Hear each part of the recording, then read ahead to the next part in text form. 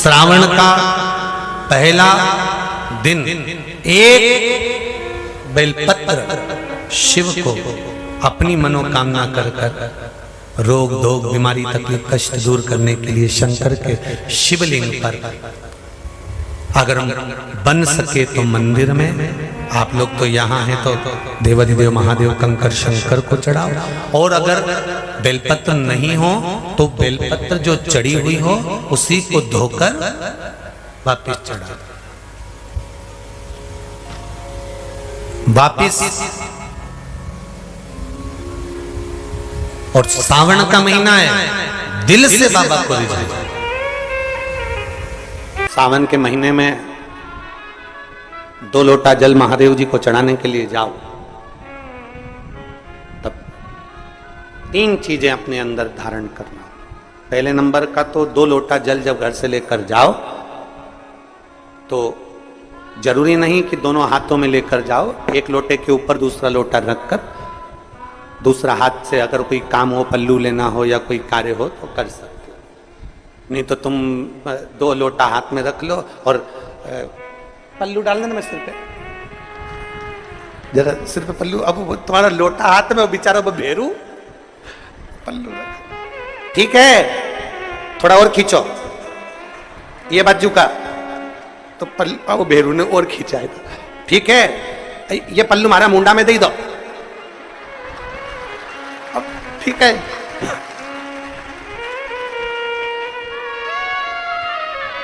और थोड़ी दूर चली और याद आ गया, ओ बाप, इतने में भेरू ने कहा क्या हो गया,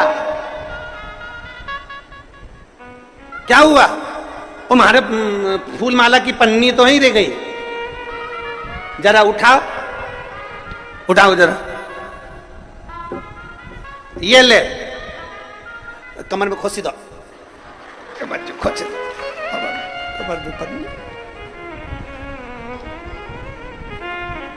और कैलाश पर्वत पे जाके रहूंगी, भोले को अपना। अब पति भी के अच्छा शंकर हुआ और अच्छा जल हुआ। निवेदन है, अगर 2 लोटा हाथ में ना तो एक के ऊपर एक लोटा रखकर भगवान की भक्ति धारण करते हुए 3 चीजों में एक चीज जल 2 लोटा, दूसरा श्री शिवाय नमस्तुभ्यम का जाप पूरे सावन के महीने में से कम 5 दिन ऐसे निकालना कि बेलपत्री के पेड़ की छांव में बैठकर हम श्री शिवाय नमस्तुभ्यम की कम से कम 1 माला जरूर कर लें, जरूर। और मान लो अगर बेलपत्री का पेड़ नहीं मिले, तुम्हारे आसपास में नहीं मिले, तो फिर एक काम करना, शंकर जी के मंदिर की बेलपत्र मिली जाए, उसको सिर पे, हमारे यहाँ कहते हैं आंवले के वृक्ष का, जब आंवला नवमी आती है ना, तो आंवला नवमी आती है और आंवले के पेड़ के नीचे जाकर भोजन नहीं कर सकते, आंवले के वृक्ष के नीचे नहीं जा सकते, तो आंवले के वृक्ष की पत्ती को सिर पे रख के भोजन कर लो, तो कहते हैं कि हजारों अश्वमेध यज्ञ के पुण्य के बराबर, भंडारे के बराबर भोजन प्राप्त हो जाता है। आंवले के वृक्ष की पत्ती, तो वो बेलपत्र भी मस्तक पर बाबा को प्रणाम कर कर फिर वही बेलपत्र का आनंद करते हुए भाव से उस बेलपत्र को मात्र शीश से लगा ही लिया ना, मस्तक पर चढ़ाई लिया ना, तो भी भगवान की अविरल भक्ति प्राप्त हो सकती, अविरल।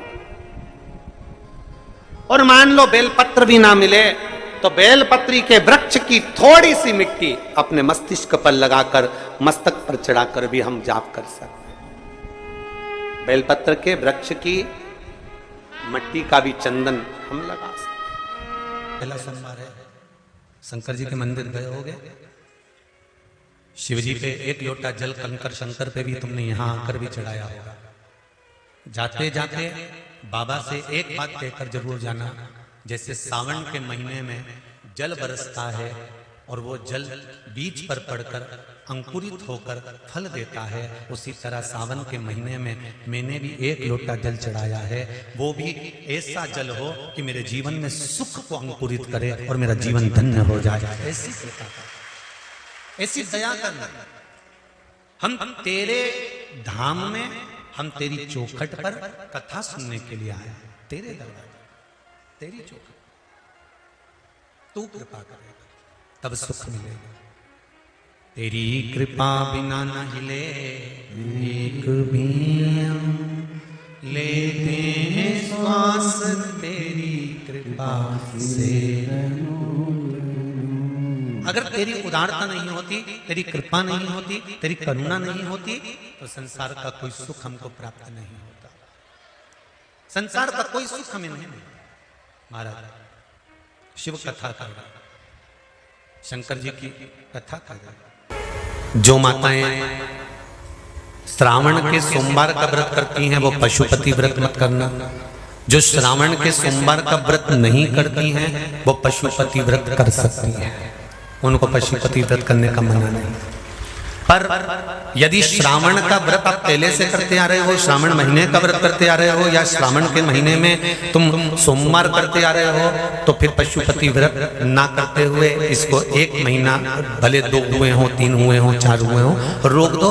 फिर अगला जब श्रावण पूर्ण हो जाए फिर जो सोमवार आए फिर चालू कर दो। पर अगर श्रावण का व्रत करते हो तो, और अगर श्रावण का व्रत नहीं करते हो तो पशुपति व्रत चालू है, मना नहीं। श्रावण के महीने में जल चढ़ाने के पात्र 2 कर लो। कितने पात्र कर लो? जम के बोलो जरा। 2 पात्र कर लो, भले 2 हाथ में लेकर मत जाओ, एक के ऊपर एक कलश लेकर जाओ। उसका कारण क्या है?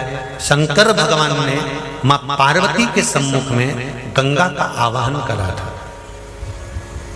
तो गंगा जी ने आकर पूछा था, स्वामी जब पार्वती आपके नजदीक में विराजमान है तो मुझे बुलाने का कारण क्या था? भगवान शंकर कहते हैं, श्रावण का महीना प्रारंभ हो रहा है, जब मेरे ऊपर सृष्टि का भार आएगा तो मुझे गंगा और पार्वती दोनों की जरूरत पड़ेगी। जब घर में विवाह आता है, शादी आती है, कोई फंक्शन आता है, कोई मेहमान आते हैं, तो थोड़ी ड्यूटी बढ़ जाती है। रोज 8 बजे उठते हो, पर शादी रहती है तो कितनी बजे उठना पड़ता है? सुबह 6 बजे 7। यहाँ पर भी आप रोज अपने घर पर उठते होगे 8 बजे तक, 7 बजे तक, पर यहाँ तो तुम जब सो रहे होगे तो सवेरे कब हो जाती है और रात कब हो जाती है तुम्हें नहीं मालूम पड़ता होगा कि कब रात हो गई कब सुबह हो गई। लोग ढोलक पीटते पीटते पीटते पीटते 11, 12, 1 और तुम्हारी लग गई झपकी और बज गई 3:30, सब लग गए लाइन में नहाने और तुम भी भगी जल्दी से नहाने। अब नहाने भी कहाँ जाएं? तो माता इतनी चतुर, होने का बरसती हो रही है जल की। भगवान भी सोच समझ के पानी गिराता था, 3 बजे से गिराना चालू करता था 6 बजे तक। उस बीच में भगवान को भी मालूम है मिश्रा जी कहाँ से नल्ला आएगा, इसलिए उन्होंने चारों तरफ से पानी गिराया और तो नहाना के अंदर। बोलो सही है कि गलत है? सब बाहर निकली धीरे से। इतनी चतुर, राम जी गजब की चतुर चतुर लोग आया है, गजब। पर एक बात कहूंगा, दिल लेकर आए हो, मेरा महादेव भी तुमको दिल से लुटाएगा, ये पक्का है। दिल लेकर आए हो। कल हम जब आप लोगों से मिलने, हमारा नियम है, जो हम जहाँ भी कथा भी करते हैं, चाहे रायसेन करी हो, चाहे सागर करी हो, चाहे जहाँ कथा करते हैं वहाँ रात में जो लोग रुकते हैं उनसे प्रयास रहता है कि थोड़ा मिले। एक नियम बना रखा, भले वो 1,00,000 लोग हों, 25,000 हो, 50, और जितने टेंट लगते हैं सब में मिलने का मन करता है। आपसे कल भी मिलने आए थे और कई लोगों की आंख में आंसू भी थे, कई लोगों के हृदय भी नम थे कि हम अब कल चले जाएंगे। पर दुख मत करना, दूसरा कोई स्थान हो वहां से जाओ तो वापिस आने की गारंटी है कि नहीं है, पर यहाँ तो सील और ठप्पे लगाकर भेजता है कि वापिस बुला जाएगा। तो फिर क्या दिक्कत? उसकी आराधना मात्र करिए।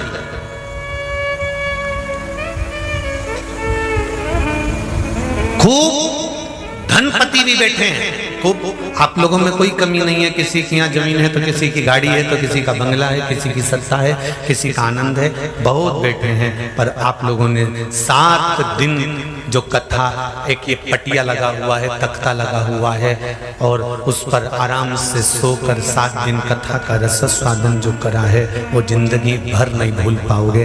बाबा इतना देगा कि आप लोग उसकी कृपा ही बरसती है।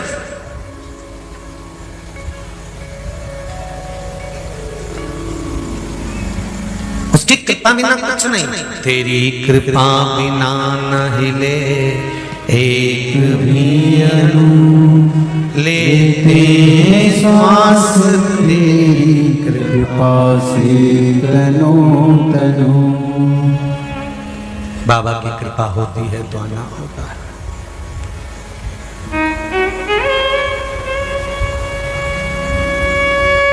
कोई नेपाल से, कोई झारखंड से, कोई उत्तराखंड से, कोई चेन्नई से, ना जाने कहां कहां से पधारे, कोलकाता से। शिव कृपा है। पार्थिव शिवलिंग को दे। जैसे पार्थिव बनाने के 3 क्रम है।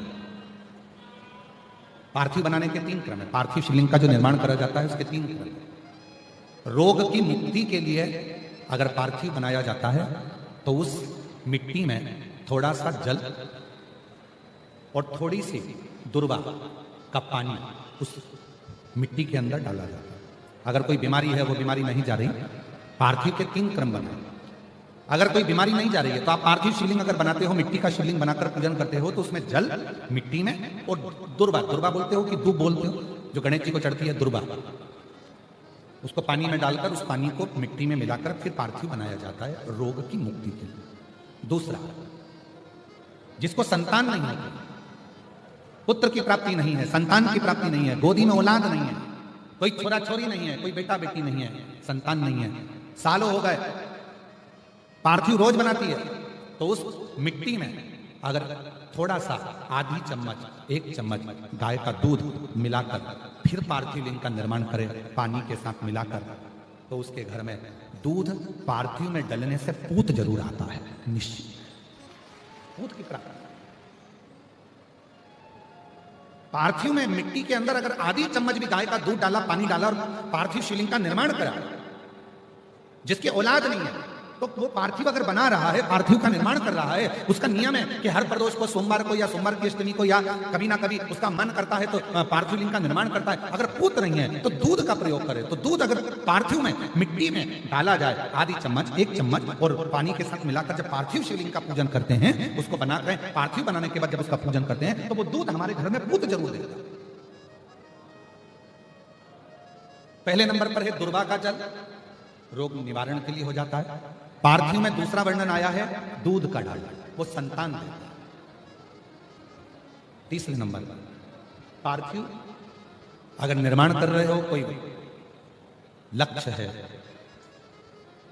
मेरा यह काम है वो पूरा नहीं हो रहा, बहुत दिन से अटक रहा, बाबा पूरा करना है, तो पार्थिव में चंदन घिस के, चंदन को घिसकर उसका थोड़ा सा भाग पानी मिट्टी में डालकर फिर पार्थिव का निर्माण करा जाता है, पूजन करी जाती है, तो जो तुम्हारा लक्ष्य है उस लक्ष्य तक बाबा तुम्हें पहुंचाकर ही रहेगा।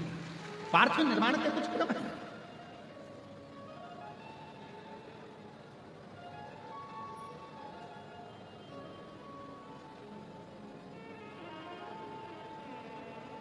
पार्थिव कैसे बनाया जाता है, किस कार्य के लिए बनाया जाता है?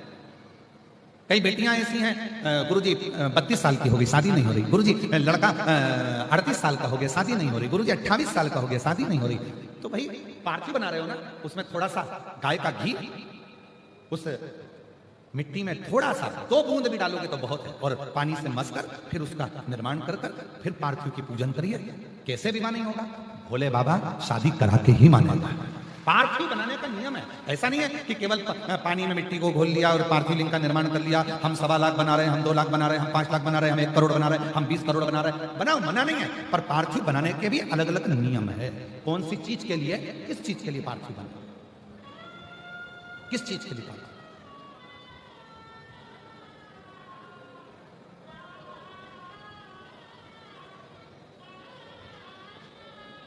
और मैंने तेरे ही भरोसे बाबा, तेरे ही भरोसे हवा विच उड़ती जावांगी बाबा, तोर हथो छड़ी नामे कटी जाऊंगी। भोले मैं तेरी कदम, शंभू मैं तेरी कदम, हवा विच उड़ती जावा बाबा डोर हतो छड़ी हटी भोले मैं तेरी पतन शंभू मैं तेरी। पार्थिव का निर्माण किया, अलग अलग क्रम है पार्थिव के। उस पार्थिव को बनाना कैसे है, निर्माण कैसे, अगर बन सका तो एक बार यदि हमारे स्मरण में रहा और याद रहा तो एक कथा पार्थिव निर्माण पर ही करें कि पार्थिव का निर्माण किस किस वस्तु से, किस किस चीज से हो सके और किस किस कामना से हो सके।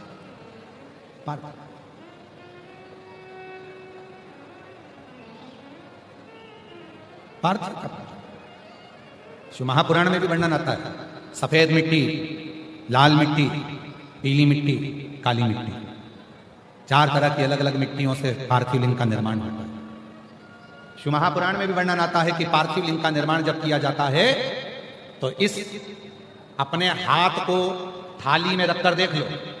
जब हाथ को थाली में रखकर देखोगे, इससे बड़ा शिवलिंग का निर्माण नहीं करना चाहिए। इससे जितना छोटा शिवलिंग बनाओगे उतना सुख है। अब कई लोग दिखावे में इतना बड़ा शिवलिंग बना लिया, इतना बड़ा पार्थिव शिवलिंग बना लिया, हमने इतना बड़ा शिवलिंग बनाया है, हमने इतना बड़ा शिवलिंग बनाया है। नहीं, अपनी हथेली को, अपने हाथ को थाली में रखो, अंगूठे को उठाओ, बस।